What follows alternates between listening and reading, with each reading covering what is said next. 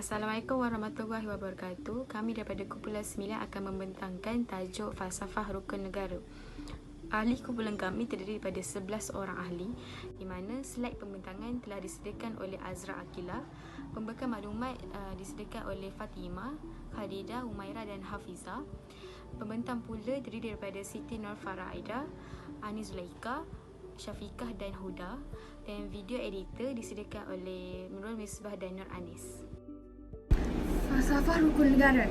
Pengenalan bagi falsafah rukun negara ialah rukun negara adalah ideologi kebangsaan Malaysia dan merupakan satu susunan cara atau prinsip hidup bermasyarakat yang mengandungi nilai-nilai kenegaraan dan norma-norma sosial yang meliputi semua aspek kehidupan bernegara. Rukun negara juga berperanan sebagai panduan, pedoman, pegangan, kepercayaan dan keazaman untuk membentuk sebuah negara maju dengan rakyat yang bersatu padu. Ideologi ini digubah semasa negara berada di bawah pimpinan Majlis Gerakan Negara Migran. Ideologi negara dicetuskan semasa mesyuarat pertama, iaitu Mesyuarat Produktiviti Negara MPN yang dipengerusikan oleh pengarah Migran, iaitu pada 27 Januari 1970. Rukun negara kemudiannya diisytiharkan pada 31 Ogos 1970 sempena ulang tahun kemerdekaan Malaysia yang ke-13 oleh Seri Paduka Baginda Yang di-Pertuan Agong Almarhum Tuanku Ismail Nasiruddin Shah Ibni Almarhum Sultan Zainal Abidin Yang di-Pertuan Agong ke-5. Rukun negara diperkenalkan berikutan peristiwa 13 Mei 1969 yang melemahkan perpaduan antara kaum di Malaysia. Rukun negara dibentuk dengan tujuan utama iaitu membentuk perpaduan yang kukuh. Oleh itu, prinsip-prinsip yang terkandung dalam rukun negara jelas merupakan kunci kepada keharmonian dan perpaduan kaum di Malaysia. Seterusnya saya akan membentangkan berkenaan dengan pengaruh falsafah rukun negara ini, di mana kumpulan yang terpengaruh ialah kumpulan golongan yang berfaham liberal. Mereka ni telah membagikan isu-isu yang berkaitan dengan rasionalisme dan sekularisme. Seterusnya mereka juga membagikan isu tentang penolakan terhadap syariah, pluralisme agama. Seterusnya mereka berlaku penolakan terhadap autoriti keagamaan, kebebasan mentafsir teks-teks agama. Seterusnya mereka juga telah mempromosikan nilai-nilai barat serta pembebasan wanita dan mendukung demokrasi liberal ni secara sepenuhnya. Seterusnya, amalan bagi golongan liberal ini adalah mereka ingin memperjuangkan hak asasi manusia dengan menggalakkan konsep kesamarataan bagi segenap aspek, di mana mereka ni memperjuangkan isu keselamatan kepada golongan wanita dan golongan LGBT. Mereka ingin mendesak kebebasan dan persamaan hak mutlak bagi golongan LGBT ini, di mana mereka perlu dilayan seperti manusia biasa. Seterusnya, isu semasa dan tindakan. Melalui isu perpaduan kaum Indonesia ini, Malaysia telah membuat satu penubuhan iaitu rukun negara.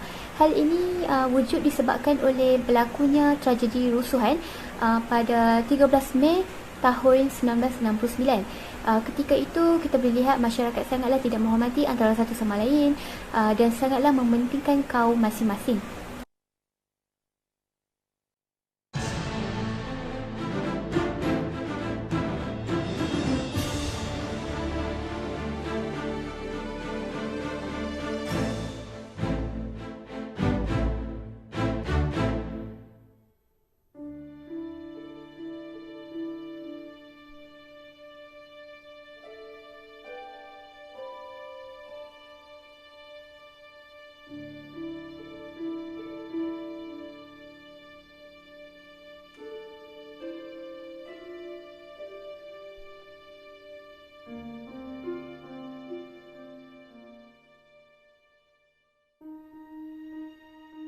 Rukun negara terbentuk berikutan berlakunya peristiwa berdarah 13 Mei 1969 di mana berlaku rusuhan kaum yang menggugat keamanan dan keutuhan negara.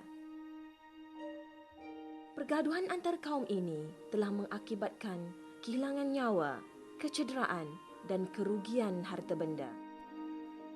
Peristiwa ini walau bagaimanapun berjaya dikawal dengan tindakan yang tegas dan berkesan oleh pihak kerajaan dengan sokongan pasukan keselamatan, khususnya pihak polis dan angkatan tentera.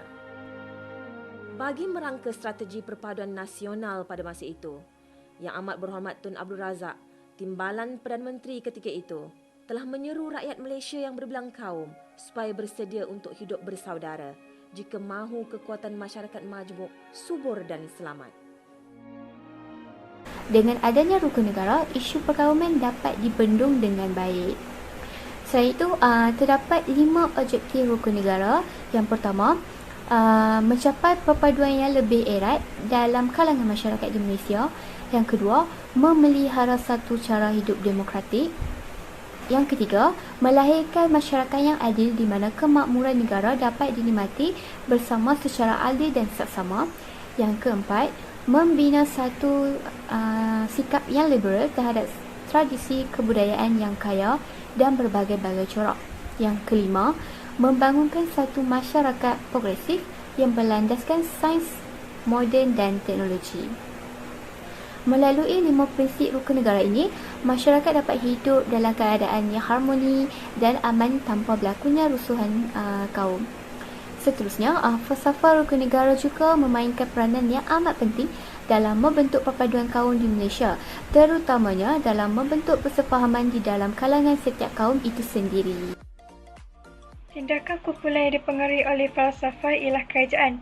Kerajaan memperkenalkan semula program latihan khidmat negara iaitu PLKN yang dapat membentuk dan menanam semangat cinta akan negara dalam kalangan belia. Selain itu, ia dapat menerapkan ilmu rukun negara sejak daripada bangku sekolah agar masyarakat muda dapat memupuk sifat perpaduan kaum dalam diri mereka sejak kecil. Dan mengadakan sambutan Hari Kemerdekaan dengan menerapkan 5 prinsip rukun negara agar membuka mata masyarakat dengan lebih luas tentang kepentingan rukun negara. Selain itu, tindakan masyarakat pula memupuk sikap saling hormat menghormati di antara satu sama lain agar perpaduan kaum dapat dicapai. Mereka menyebarkan info berkaitan kepentingan rukun negara dalam membentuk perpaduan kaum di platform media massa, tidak kira dalam bentuk lisan maupun bukan lisan.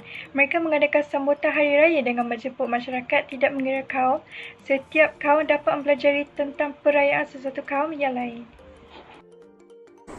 Bagi cadangan penyelesaian isu pula adalah prinsip rukun negara itu sendiri. Melalui kegiatan rukun negara dalam masyarakat hari ini dalam membantu dalam pencapaian perpaduan kaum di Malaysia. Sehubungan dengan itu, prinsip rukun negara ini amat membantu dalam pencapaian mengatasi masalah isu perkauman ini. Malah, ianya akan melahirkan sebuah komuniti yang bersatu padu tanpa mengira kaum.